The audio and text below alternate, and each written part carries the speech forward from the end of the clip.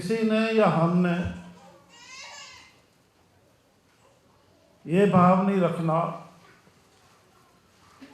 कि केवल वाला भाव नहीं रखना। ना हमने रखना है कि आप केवल हमारे हो, ना आपने रखना कि हम केवल आपके हैं किसी के। यही है ना समदृष्टि। तो समदृष्टि क्या है? सबको सम या समान दृष्टि से देखने की ये अवस्था मजबूत कर लेनी है। चलो आगे। समभाव समदृष्टि के सबक को पकाने के लिए क्या करना होता है? समभाव समदृष्टि के सबक को पकाने के लिए हमें 4 सवाल हल करने पड़ेंगे। संतोष, धैर्य, सच्चाई। सज्जन भाव का बर्ताव करना होता है।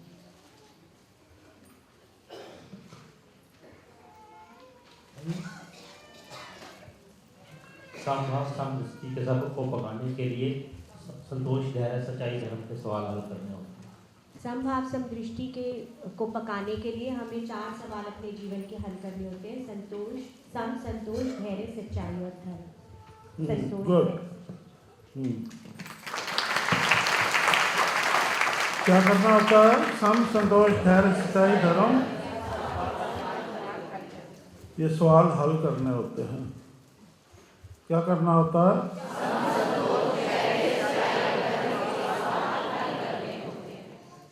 क्या करना होता है?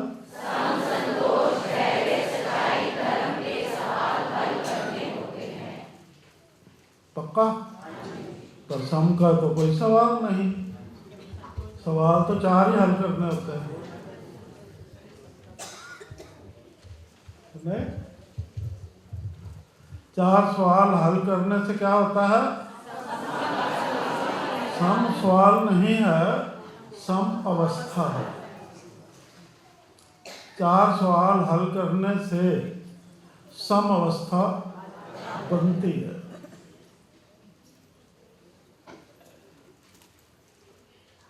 नहीं तो सम सवाल बना रहता है। सम कोई सवाल नहीं है, सम एक अवस्था है। 4 सवाल हल करने से वह अवस्था बनती है। 4 सवाल कौन से होते हैं? संतोष, धैर्य, सच्चाई, धर्म। संतोष कहाँ से आता है? संकल्प कुसंगी को संगी बनाने से संतोष का सवाल हल हो जाता है। संकल्प कुसंगी कैसे बनता है? संगी संकल्प कुसंगी को जब हम संगी बना लेते हैं कैसे बनता है? आत्मज्ञान से। चलो तो संतोष, धैर्य, सच्चाई, धर्म, ये सवाल हल करने होते हैं और सम अवस्था धारण करनी होती है। जो पंपति है वो धारण करनी होती है, जो धारण करते हैं वो व्यवहार में उतरता है, दृष्टि में जाता है ना। ठीक है? क्या धारण करने से, अच्छा पहले यही जो कह रहे थे, क्या करने से संतोष का सवाल हल हो जाता है? क्या करने से संतोष का सवाल हल हो सकता है? संगी बनाने से। क्या धारण करने से धैर्य का सवाल हल हो जाता है? जैसे कि हम जानते हैं कि वो हमारा प्रतिबिंब है, अंदर हमारी सूरत है, जैसे वो विचार को पकड़ती है तो वह श्रृंगार पहनने लगती है धैर्य का, तो इससे धैर्य का श्रृंगार हल हो जाता है। जैसे जैसे हम अपने स्वभावों को पकड़ते जाते हैं, हम कंचन होते जाते हैं, वैसे वैसे हम धैर्य का श्रृंगार पहन लेते हैं। जब सूरत कंचन हो जाती है, जैसे जैसे हम अपने स्वभावों को पकड़ते जाते हैं तो हमारी सूरत कंचन होती जाती है और हमारा धैर्य का सवाल हल हो जाता है। सूरत क्या होती है? बच्चे कर रहे हैं। जैसे जैसे हम अपने स्वभावों को पकड़ते जाते हैं वैसे वैसे हमारी सूरत कंचन होती जाती है और धैर्य का श्रृंगार पहन चमकने लगती है, तब हमारा धैर्य का सवाल हल हो जाता है। अब संतोष का सवाल हल हो चुका है या नहीं हो चुका? अभी नहीं, एकदम नहीं हो सकता।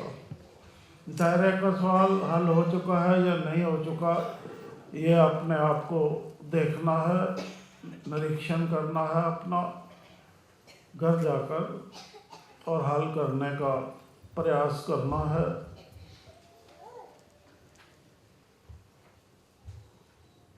ठीक है, क्या धारण करने से सच्चाई का सवाल हल हो जाएगा? जब हमारे सत जवान, सत हृदय और सत वर्त बर्ताव हो जाता है, हमारा शरीर रूपी मकान सचखंड बन जाता है। हमारा ठीक है,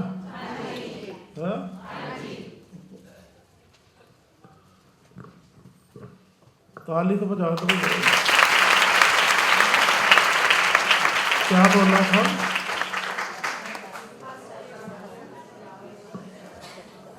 क्या बोला था?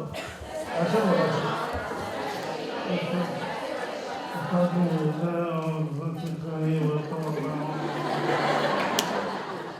ऐसे बोला था?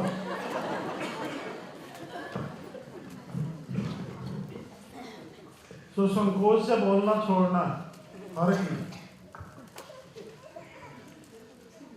नहीं, आपने नहीं करना, हम कहेंगे जो कहना। बीच में कोई बच्चा कुछ नहीं करेगा।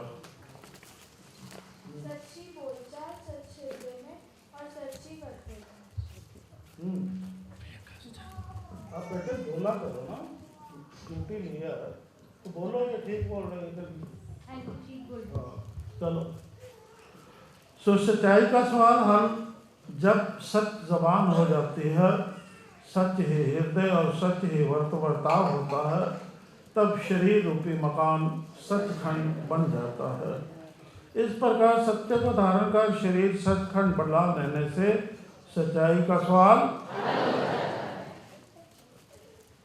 क्या धारण करने से धर्म का सवाल हल हो जाता है? महाराज के नैनों के साथ नैन मिलाकर, महाराज के नैनों के साथ नैन मिलाकर मुकम्मल एवं दृष्टि दिखाकर धर्म का सवाल हल हो जाता है। जो मन मंदिर प्रकार है वो महाराज जी के साथ दोनों नैनों से परस्पर ज्ञान मिलाकर धर्म का सवाल हल हो जाता है। क्या मिलाकर? दोनों नैन मिलाकर ऐसे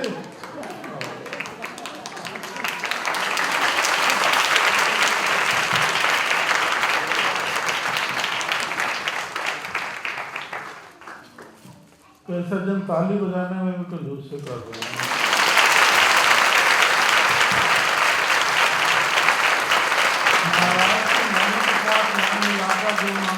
कोई जग अंदर मुकम्मल एवं दृष्टि दिखाने से धर्म का सवाल हो जाता है। क्या करने से सम अवस्था आ जाती है?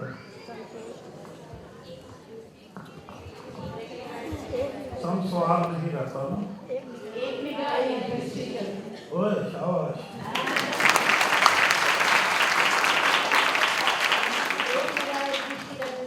कोई सवाल नहीं है। आप जो भी बड़े बैठे हो ना, इनसे वो लो, सीख लो। जब ये कर सकती हैं तो आप क्यों नहीं कर सकते? अपने आप को चाहे एक ठोकना पड़े ना, ठोक दो भैया, फिर क्यों नहीं कर सकता? फायदे के लिए आपने खुद तो ठोक ही सकते हो, दूसरा ना सही। जब ये कर सकती हैं तो आप क्यों नहीं कर सकते? बिल्कुल ठीक है। एक निगाह दृष्टि हो जाने पर समवस्था आ जाती है। ये ठीक करना है ना। एक निगाह दृष्टि पर फतेह पाने से क्या होता है? सारे बोल दो। दिव्य दृष्टि का सबक। हाँ, पर दिव्य दृष्टि के सबक पर खरा उतरने हेतु क्या आवश्यक होता है, ये कोई नहीं जानता।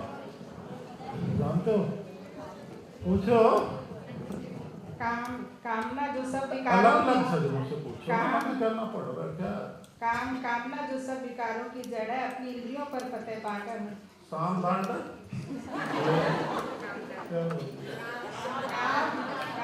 कामना जो सब विकारों की जड़ है, कामना जो सब विकारों की जड़ है, अपनी इंद्रियों पर फतेह पाकर। सब विकारों की जड़ कौन है? सब झगड़ों की जड़ है, क्यों नहीं? हम तो रोज भुगतते हैं, आप भुगतते हो? हैं? किसी का काम ना करो तो भुगतते हो, किसी की कामना पूरी ना करो तो भुगतते हो, अपनी कामना पूरी ना हो तब भुगतते हो। तो फिर फर्क क्या हुआ? आप तो हमारे जैसे ही हुए ना। पर आपको हमारे जैसा नहीं बनना। अगर हम काम और कामना से ये भुगतते हैं तो आपको उस भोग से, हमारे उस भोग से सीख लेनी है, ठीक है? उस भोग से क्या होता है? उदासीनता आती है, सोच आती है, अंदर तनाव बनता है, तो आपको वो नहीं करना। और हमें भी समझाना है, ठीक है जी? ड्यूटी हो गई ना पक्की? हमें भी, हाँ ठीक है, बैठ जाओ। काम कामना जो सब विकारों की जड़ है, अपनी इंद्रियों पर कंट्रोल करके उस पर फतेह पानी होती है। काम पर फतेह पा जाने से क्या होता है? काम पर फतेह पा जाने से निष्काम हो जाता है ना, सबसे बड़ी बात है। एक दृष्टि एक दर्शन हो जाता है, अर्थात सज्जन संकल्प पर पूरी तरह फतेह पा जाता है और फर्स्ट निकल कर दिव्य दृष्टि लेकर आवागमन के चक्कर से फिर यहाँ नहीं बैठना पड़ता ना, ठीक है? ये एक लेसन हो गया आपका पहला। अब 10 अप्रैल का चलते हैं। आत्मिक ज्ञान की पढ़ाई करने के लिए क्या क्या आवश्यक है? आत्मिक ज्ञान की पढ़ाई करने के लिए क्या आवश्यक है? अपूर्व अवस्था जीजी का व्यवहार करना जी। हाँ, जीजी का व्यवहार करना और अपूर्व अवस्था होनी चाहिए। अच्छा, पूरी तरह से अर्पण होकर और उस जीजी का व्यवहार और आदेशों की पालना करनी है, उसमें कोई अपनी आत्मज्ञान की पढ़ाई करने के लिए क्या आवश्यक है? हम वर्त वर्ताव नहीं पूछ रहे, आत्मज्ञान का अर्पण है। शीश अर्पण करना। शीश अर्पण करना। शीश अर्पण करना। शीश अर्पण करना। शीश कहाँ होता है? आत्मिक ज्ञान की पढ़ाई के लिए आवश्यक है कि हम अपना शीश अर्पण जब करें। शीश अर्पण हो जाता है तो क्या होता है? फिर हुक्म पे ठहरना होता है, ईश्वरीय आदेश अनुसार हांजी करनी होती है अपनी। शीश अर्पण हो जाता है तो क्या क्या चुप कर जाता है? बिल्कुल ख्याल और जीवा दोनों। है? ख्याल और जीवा दोनों। ख्याल और जीवा अंदर से चुप हो जाता है। दोनों चुप हो जाते हैं।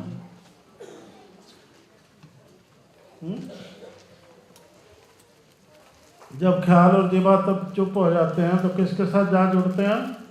दोनों ही सत्य स्रोत के साथ। हाँ, सत्य स्रोत के साथ जुड़ते हैं। ये तो अच्छा है ना।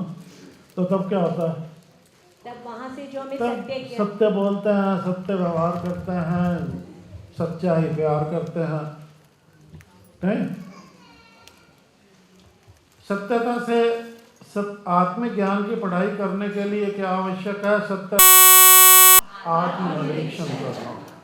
आत्मनिरीक्षण करने का क्या मकसद है? आत्म सुधार करिए, अपने आप को सुधारना। शीशे के सामने खड़े होकर तो मेरी पैंट ठीक है, कमीज ठीक है। सुधारना क्या होता है?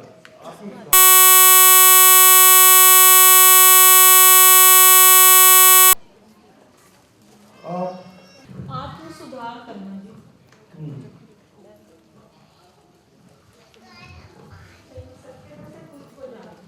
हाँ, खुद से खुद को पहचानना। ठीक है, ठीक है।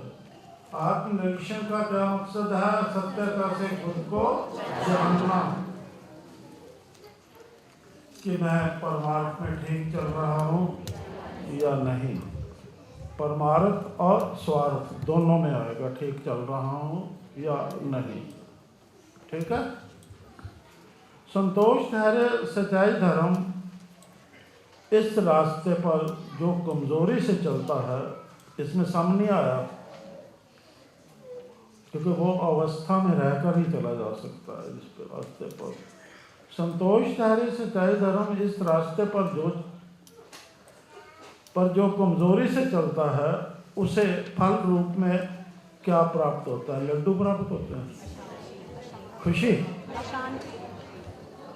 प्राप्त होती है। उसके अंदर बुरे भाव और बुराइयां पैदा होती हैं। हाँ, जो कमजोरी से चलता है उसके अंदर बुरे भाव आते हैं, और जो सच्चाई से चलता है उसे मीठा फल और यश कीर्ति की प्राप्ति होती है। हाँ, बुरे भावों या बुराइयां उसके अंदर घर करने लगते हैं। क्या होता है? और बुरे भाव किसको नहीं छोड़ रहे? वो अपना आपको समझो। बुरा भाव अपने प्रति, हीन भाव, बुरा भाव बहन के प्रति, भाई के प्रति, पति के प्रति, पत्नी के प्रति, परिवार के प्रति, समाज के प्रति। बुरा भाव में अगर अटके हुए हैं तो सुधार करने की आवश्यकता है। बुरा भाव मन में हो तो बुरी बात निकलती ही निकलती है, क्योंकि भाव बोलता है। जीवा अपने आप कुछ नहीं बोलती, ना इसमें कोई ताकत है, ना ही इसको कोई ज्ञान होता है। सब जीवा नहीं बोलती कुछ भी, और दोषी ये हो जाती है। बोलता भाव है।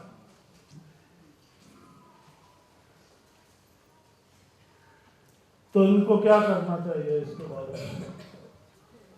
भाव ठीक करने चाहिए अपने अंदर। भाव ऐसे नहीं पनपने भाव देने का चाहिए। आत्मनिरीक्षण करना है।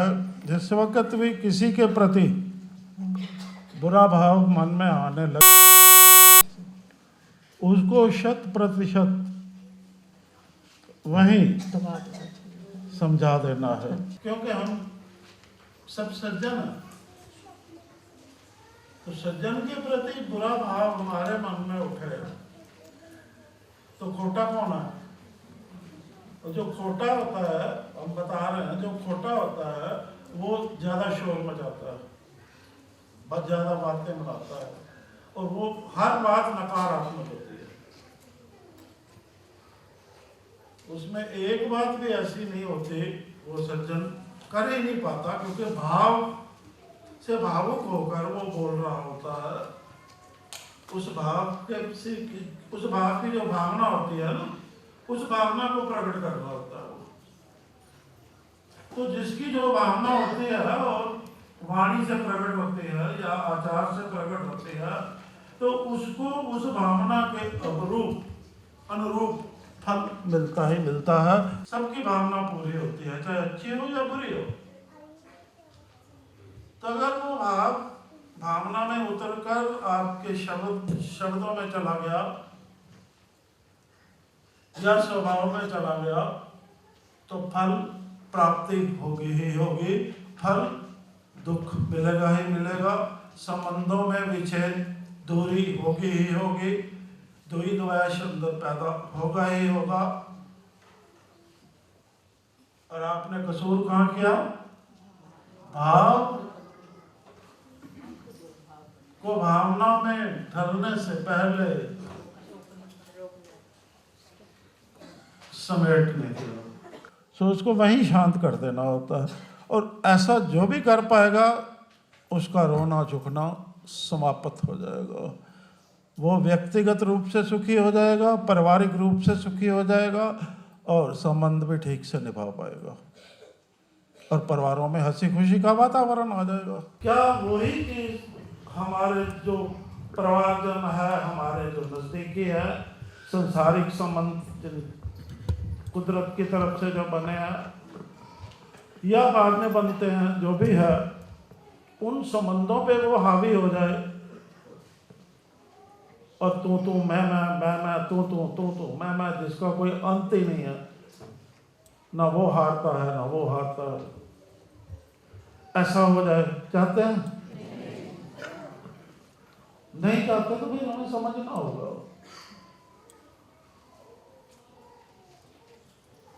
खुद समझना होगा हमें।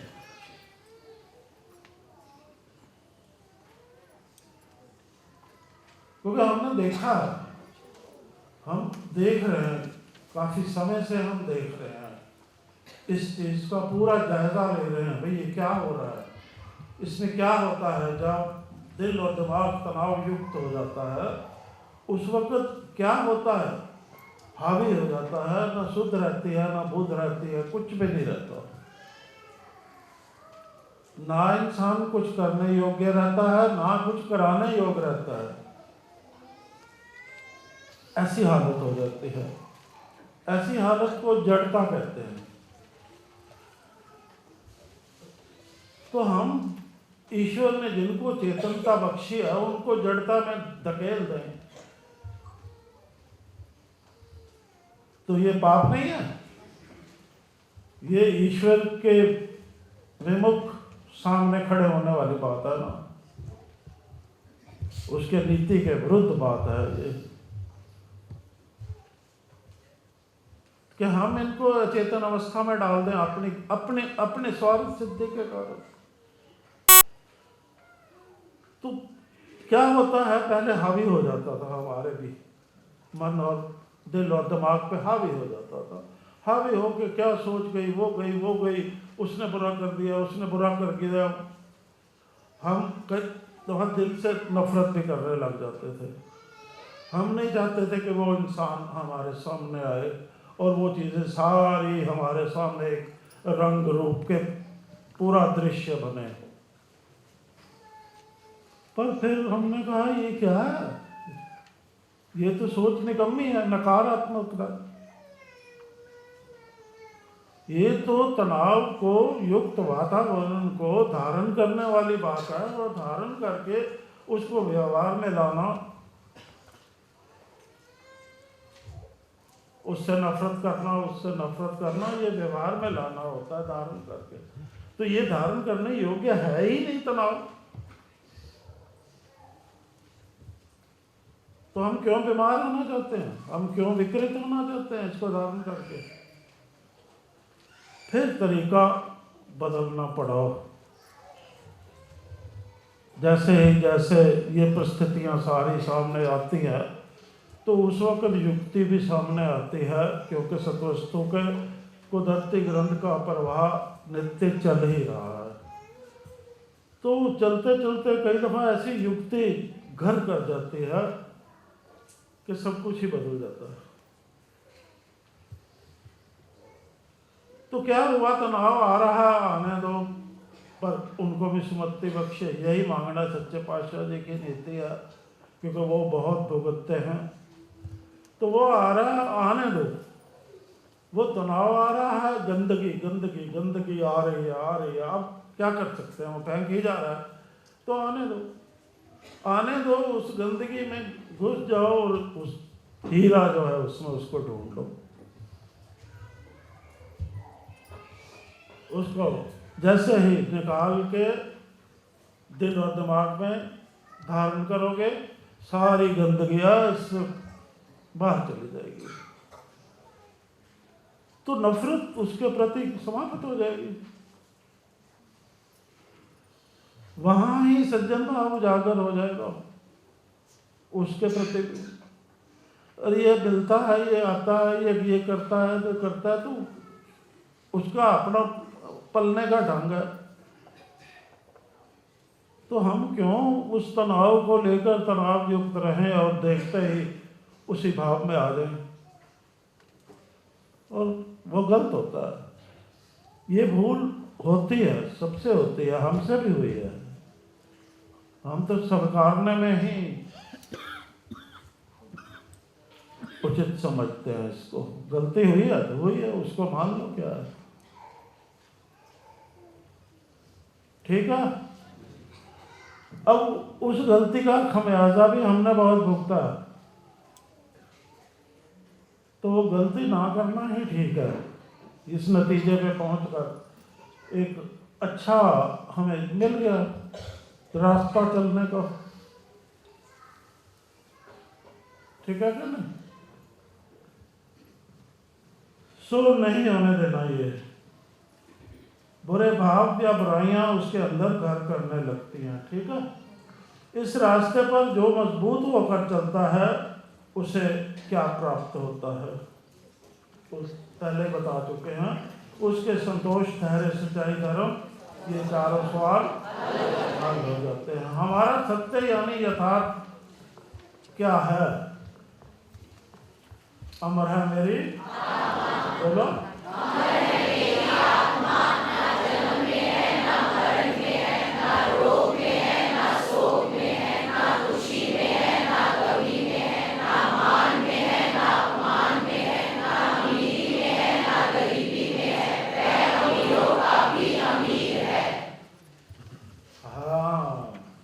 सबको पता लग गया?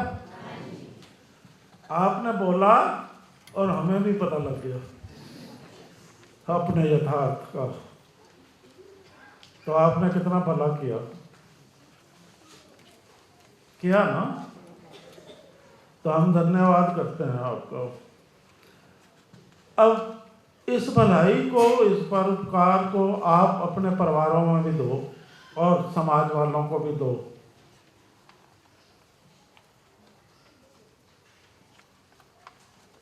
ठीक है, अमर है मेरी आत्मा, ताकि कोई प्राणी भी शरीर के साथ उसका ख्याल ना जुड़ जाए। उनको उस बचाव में लाने के लिए हर एक को दो ये, तो वो भी आपके धन्यवादी होंगे। इस यथार्थ को स्वीकारना क्यों आवश्यक है?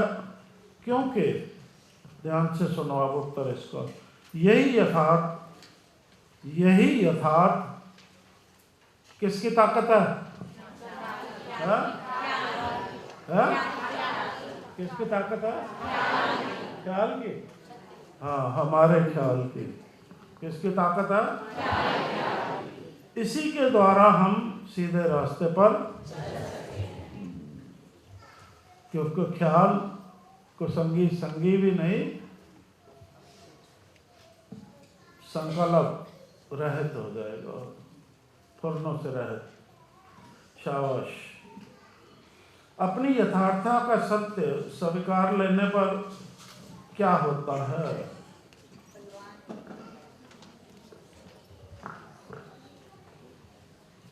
अब बोलो।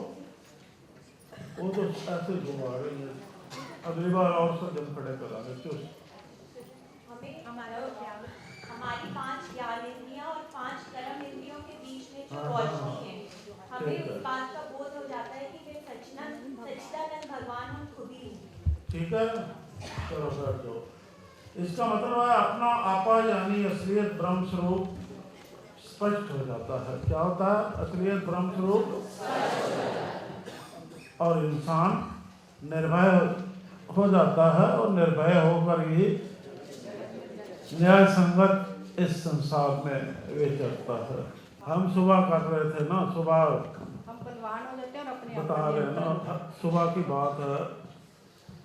सुबह ये बता रहे थे कि आज कोई मदर्स डे होता है ना? किसी का टेलीफोन आया होगा ना, तो हमने कहा चलो हम भी कर लेते हैं। तो हमने भी अपना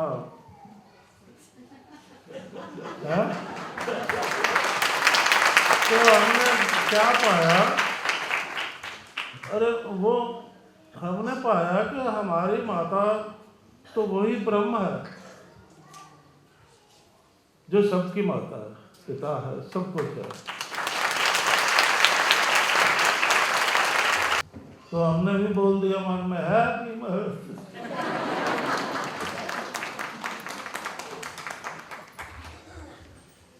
ये सुबह की बात है।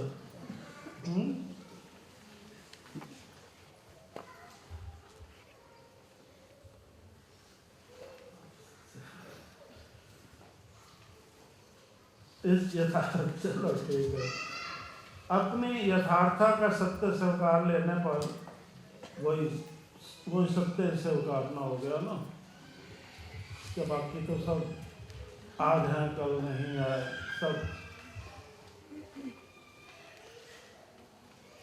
चलो, हमें किस ज्ञान स्रोत से ज्ञान प्राप्त करना है?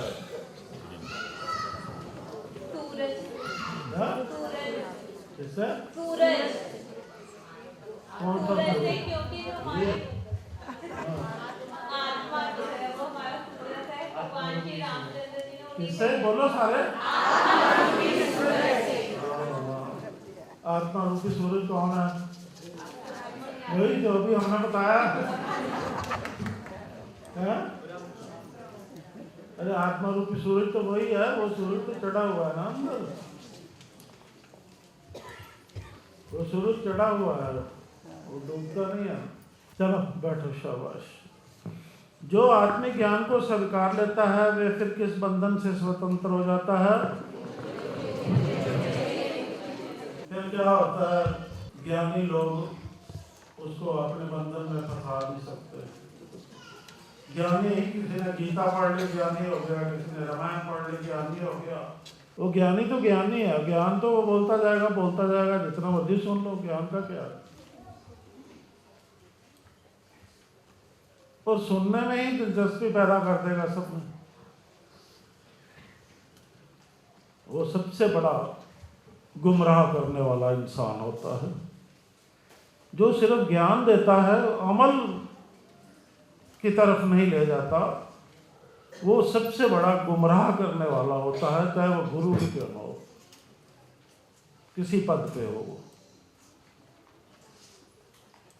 और कलयुग में तो अनगिनत होते हैं ऐसे। तो गुरु चेले के बंधन से स्वतंत्र हो जाता है, वो अमल में यकीन रखता है। ठीक है।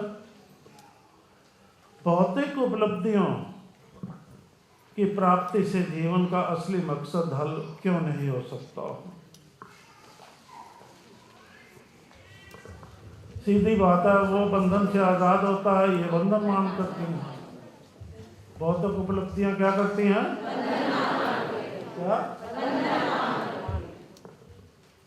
बंधन मान हो रहे हो ना? भौतिक उपलब्धियों से हो रहे हो तो कैसे?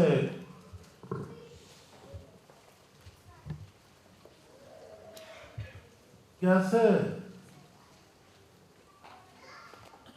आवश्यकता तक रहो, आवश्यकता के ऊपर यत्न करो और परोपकार में लगा दो। यत्न नहीं छोड़ना कभी भी।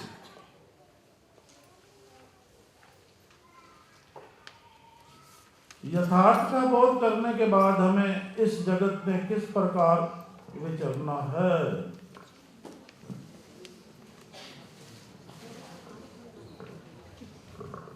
आत्म भाव अनुसार। आत्म भाव से। ठीक है। आत्म भाव से आत्म रूप हो। आत्म भाव से आत्म रूप अनुसार। ठीक है। तो मोर लग जाती है।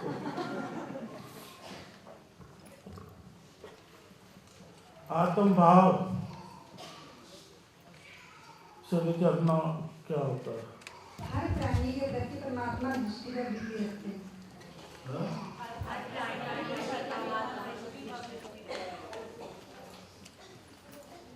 वो सुबह कीर्तन में क्या सुना था? कहाँ गए हो? दर्शन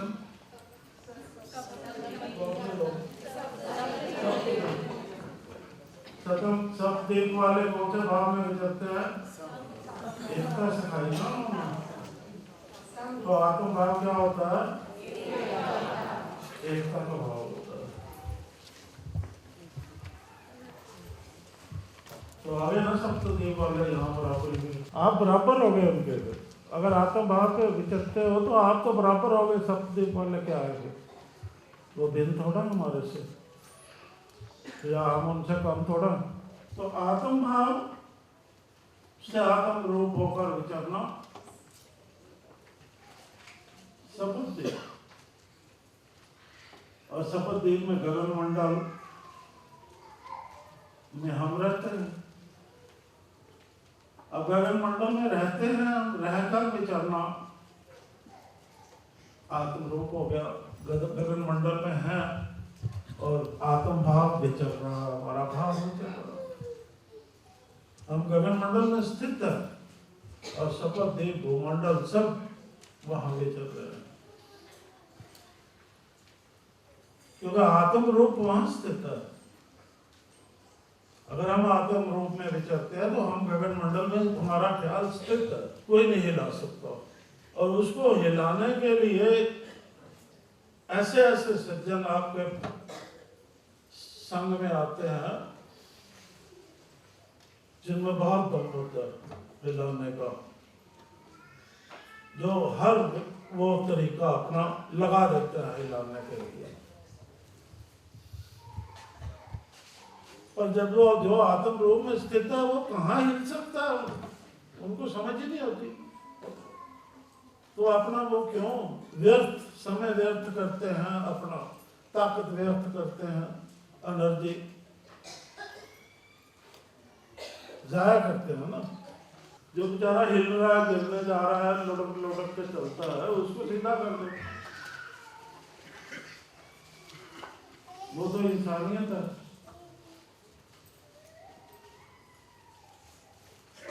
तो हमें आत्म रूप में स्थित रहना, जो भी ज्योतिष रूप ब्रह्म स्वरूप हमारा है, ठीक है। चलो हो गया दूसरा। आइए अब 13 अप्रैल का अर्पण भाव से स्थिर खड़े रहने के लिए क्या करना होगा, वो हो गया। आत्म नियंत्रण रखना है और ध्यान रखना है कि मुझ द्वारा इसके विरुद्ध जाने की गलती कदापि ना हो, ठीक है। आत्मबोध से क्या होता है, आत्म भाव होने पर हमारे लिए क्या करना सहज हो जाता है, करना। आत्मबोध होने का क्या अर्थ है, अपने यथार्थ को समझ में आ जाना कि हकीकत में मैं क्या हस्ती हूँ। अपने यथार्थ की समझ आ जाने से उसका बोध होने पर क्या होता है, हम इस कल्पना रूपी जगत को अच्छे से जान व समझ पाते हैं और इसमें समझदारी से विचरते हुए इससे अप्रभावित यानी निर्लेप बने रह अपने यथार्थ में स्थित रहते हैं, गगन मंडल में स्थित रहते हैं। गगन मंडल में क्या है, हमारा घर है ना। तो अपने घर में ही आत्मा बनी रहे तो शोभा देती है कि नहीं, हाँ। कम अंदर मस्जिदों में जाके विराजमान हो जाए, वहां शोभा देती है, अपने घर में शोभा देते हैं। हमें किस ज्ञान की धारणा को प्राथमिकता देनी है। संभाव दृष्टि के स्कूल में पढ़ते समय अफुरता क्यों आवश्यक है।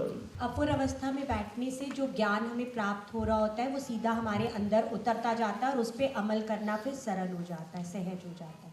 अच्छा, ठीक है। तो आप तो पीछे बैठ रहे थे, तो आपने याद तो किया होगा,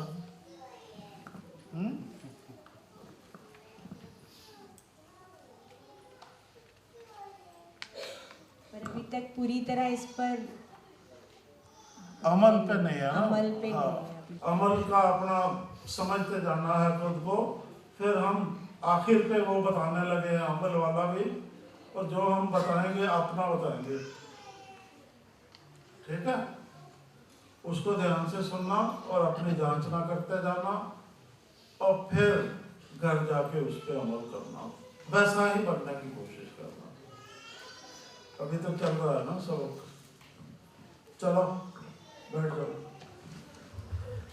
क्योंकि अफुरता के बिना यथा धारणा अर्थात जैसे बताया जा रहा है वैसी धारणा नहीं हो सकते। यथा धारणा से क्या लाभ होता है, यथा धारणा से ही यथार्थ प्रकट होता है। क्या होता है यथा धारणा से, और शीश अर्पण का क्या अर्थ है, बोल दो बोल दो। अपना मन अरे ये बड़ा मुश्किल काम है। अपना मन ईश्वर के हवाले कर उसके हुक्म की पालना को स्वीकार लेना सबसे बहादुर इंसान जो है वो कर सकता है, पराक्रम दिखा सकता है।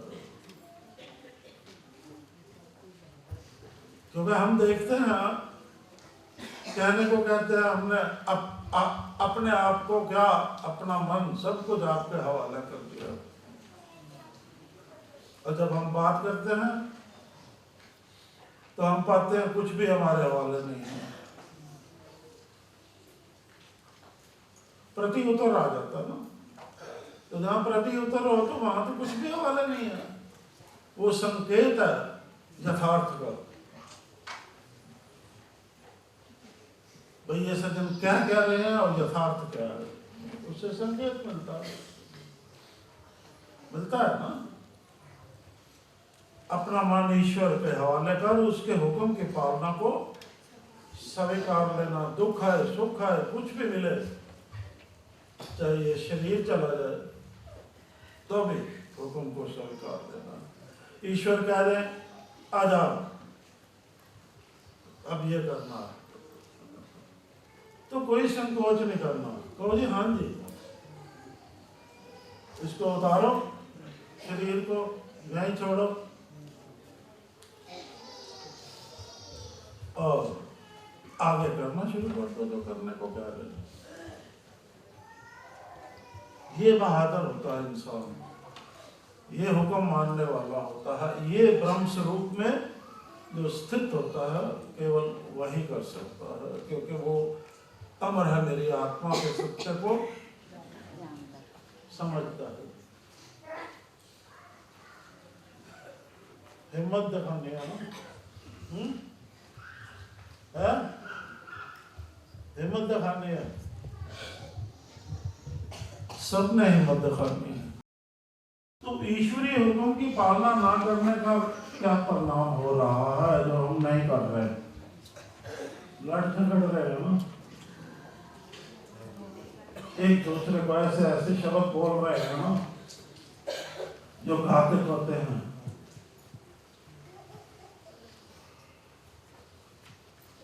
जो घातक होते हैं, ऐसे ऐसे शब्द बोलते हैं हम एक दूसरे को कि सुनने वाला समझता है वो इस एहसास से आगे चलता है, वो भाव उसके अंदर पक्का होता जाता और बीमार हो जाता है। अब संतोषी वही होता है जो वर्तमान को स्वीकार सकता है, 100% जो वर्तमान को स्वीकार कर जीवन जीता है वही संतोषी हो सकता है, और वही इस दुर्भाग्यपूर्ण खेल से बचा रह सकता है। ये दुर्भाग्यपूर्ण खेल होता है, आप भी रोते रहो दूसरा भी रोता रहे, दुर्भाग्यपूर्ण खेल होता है ना, यह भाग्य। इस स्थिति से बचाव का, अच्छा, ईश्वरीय हुक्म की पालना ना करने का क्या परिणाम हो रहा है, मनमत हावी हो गई है, वह चंचलता व अशांति का शिकार हो, हमारी शरीर रूपी मशीनरी अस्त व्यस्त हो, अनिष्ट पर अनिष्ट करती व कराती जा रही है। क्या करती व करा रही है? अपने पे भी अनिष्ट, दूसरों पे भी अनिष्ट करा रही है। अब करते जाओ कोई बात नहीं, करना अरे करना नहीं।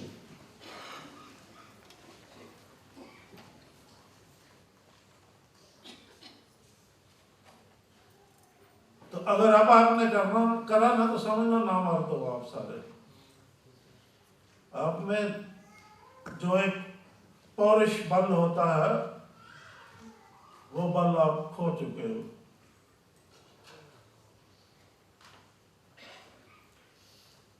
इंसान कहलाने के काबिल नहीं हो। इस स्थिति से बचाव का क्या मार्ग है? बोलो। ईश्वरीय हुक्म की पालना करनी है हाँ जी ही करना है और जी जी का बर्ताव रखना है, जिससे कि हमारे संकल्प विकल्प की जो तरंगे हैं वो रुक जाएंगी और हमारा जीवन सफल हो जाएगा, अच्छा हो जाएगा। जो हमारी बनत अब तक बन चुकी है, जो भी बनत है वो जो करवाती है, जो इसके पीछे होती है, वो संस्कार जहाँ से भी आए उन संस्कारों को त्यागना, त्याग।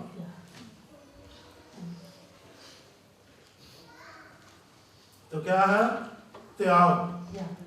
उन संस्कारों को त्यागना, वो चाहे मन से आए हो, चाहे परिवार से आए हो, चाहे पिछले जन्म के हो, उनको त्याग देना।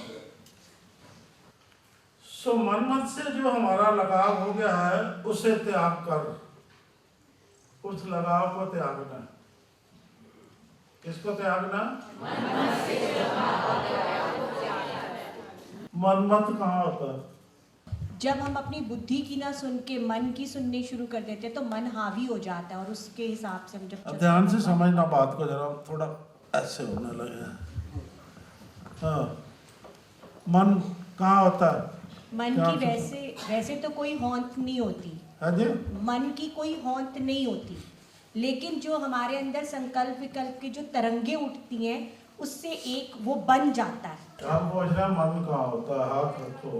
मन अंतःकरण का एक विभाग है, अंतःकरण का एक विभाग है जो हमारा अंतःकरण है। हाँ, अब मन में क्या है? उस मन में ही संकल्प विकल्प उठते हैं। संकल्प विकल्प तो मायावी होते हैं। हकीकत में क्या होता है? यथार्थ क्या होता है उसमें? वो तो माया है। संकल्प विकल्प तो यथार्थ तो मंदिर है, उसमें मन मंदिर प्रकाश है। अब ये मन मंदिर प्रकाश के आगे माया आपके बुझा जाती है। संकल्प विकल्प जो आप करते हो, जो माया को धारते हो, वो माया छा जाती है उसके आगे। तो आप समझते हो ये मेरा मन ऐसे कह रहा है, वो बोलने लग जाता है, वो उससे कट जाता है। जो हमारा यथार्थ जो प्रकाश है उससे, अरे जो हमें सूरत होती है उसको दर्शन होना बंद हो जाता है ना, शब्द का जो मंदिर है अंदर विराजमान, उसका दर्शन होना बंद हो जाता है। तो दर्शन होने का बंद का मतलब क्या है? वो संकेत देता है कि हे इंसान, आपने अब माया को धार लिया है, माया से जुड़ना शुरू हो गए हो और धीरे धीरे माया को ही सब कुछ मान रहे हो।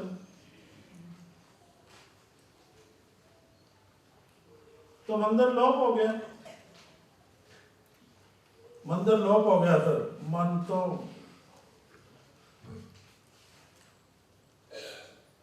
अपनी मत तो उसने शुरू कर दी, क्योंकि उसको वहां से प्राप्ति लिंक ही टूट गया उसका ना। वो दृष्टि अंतर्दृष्टि देख ही नहीं पा रही। जब वो अंतर्दृष्टि वो देख ही नहीं पा रही थी, जो माया आगे छा गई, वो उसी को ही तो लेकर चलेगी, आपको देगी, मत तो उसी से ही बनाएगी।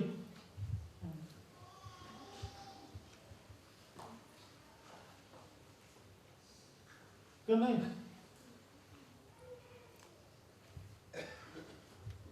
तो हमें मन की होंद जो है, मन बिल्कुल उपशम अवस्था में होगा तो जो मन मंदिर प्रकाश है वो दर्शन में स्थित है। मंदिर है हमारे अंदर, दर्शन में स्थित है ख्याल, हमारी सूरत वहां पर है ना, सूरत स्थित है उसमें। समझ आई बात?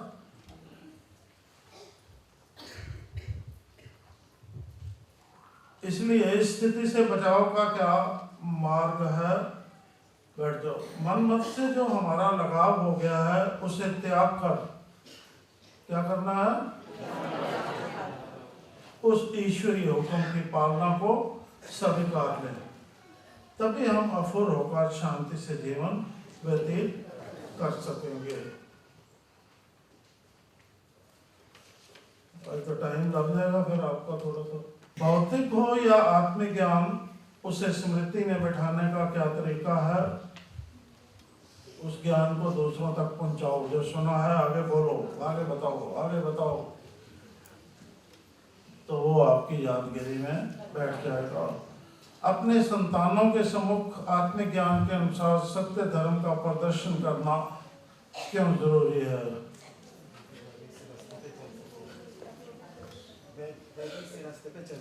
हाथ खड़ा करो जिसको आता है, हमें पता लगे, चाहे हम पूछे या ना पूछे, ताकि वह भी सच्चाई धर्म की राह पर चले, कुरस्ते से बच जाए। ताकि वह भी कुरस्ते से बचे रहे, सच्चाई धर्म के रास्ते पर चले और इस प्रकार उनके संस्कार अच्छे हो जाएं। ये चाहते हो तो फिर कर लेना। आत्म नियंत्रण से क्या तात्पर्य है? अपनी इंद्रियों बोलो और मन को वश में रखकर स्वयं पर शासन करना। क्या करना? तो स्वयं पे शासन करेंगे तो मन कहाँ जाएगा? मन पे भी शासन होगा हमारा, वो हमारे अधिकार में रहेगा। वो अपनी मत नहीं देगा, मैं कहाँ से देगा? उसको तो आज्ञा का पालन करना है। हृदय आकाश किसका प्रतीक होता है?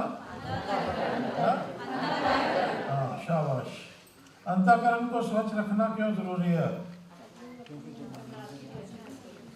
हाँ बोलो बोलो।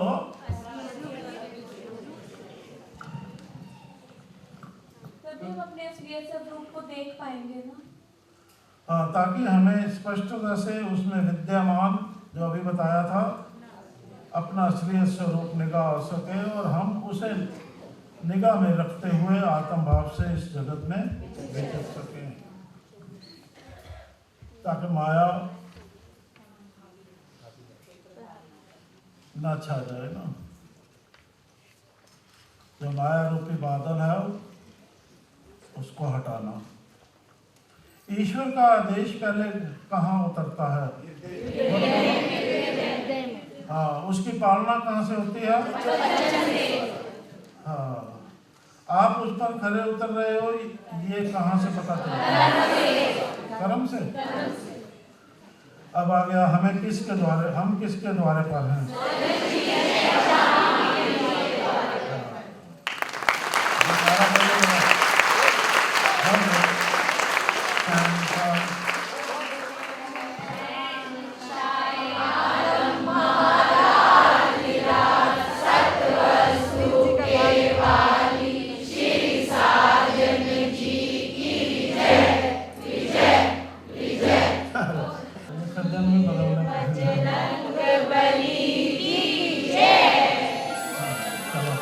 अपने परमपिता के साथ जो हमारा अटूट संबंध है, परमपिता कौन? संकल्प स्वच्छ का क्या मतलब है? अन्य संसारी नातों के संग जुड़कर उनको निभाने से क्या होता है? संकल्प कुसंग भी होता है, दूषित होता है। किस कारण जीव जग में जा फंसा है? वही महावीर जी का संग छोड़ने से। महावीर जी का संग छोड़ने के कारण, उनको भूलने के कारण, उनको भूलने का मतलब है जो उनकी युक्ति है, जो जीवन जीने का ढंग वो बताते हैं, उससे विमुख होने से है हमारा मतलब। वह इस जग में जा फंसता है, चक्रव्यूह में फंस जाता है। पिता को भूल जाने के कारण जीव की क्या दशा हुई?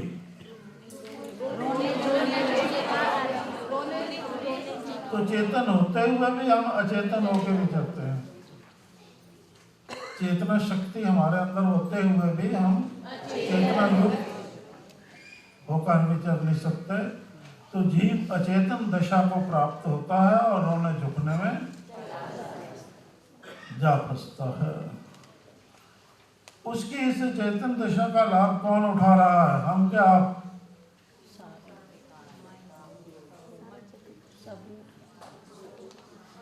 उसकी इस चेतन अवस्था का कौन लाभ उठा रहा है? हमारी अचेतन अवस्था का कौन लाभ उठा रहा है? कोई भी नहीं। पांचों में से पहला कहाँ बैठा है? है? दूसरा कहाँ बैठा? कहाँ बैठा? अरे दूसरा कहाँ बैठा? जो हमें अचेतन कर देता है। हमारे हावी हो जाते हैं काम, क्रोध, लोभ, मोह। अरे सारे ही हृदय में घुसे हुए। सारे कहाँ हैं? हम तो ढूंढ रहे थे ये बैठा के ये बैठा ये बैठा, पर हृदय में है तो पर बैठे हुए भी तो है ना। आप बात ऐसी करोगे हमें क्रोध दिलवा दोगे, आप बात ऐसे भाव दिखाओगे हमें काम लिप्सा में फंसा दोगे। ये भी तो होता है ना। वो अंदर और बाहर दोनों तरफ से सचेत होना पड़ता है। जब काम, क्रोध, लोभ, अहंकार अंदर से आघात कर सकते हैं तो वो बाहर से भी आघात कर सकते हैं।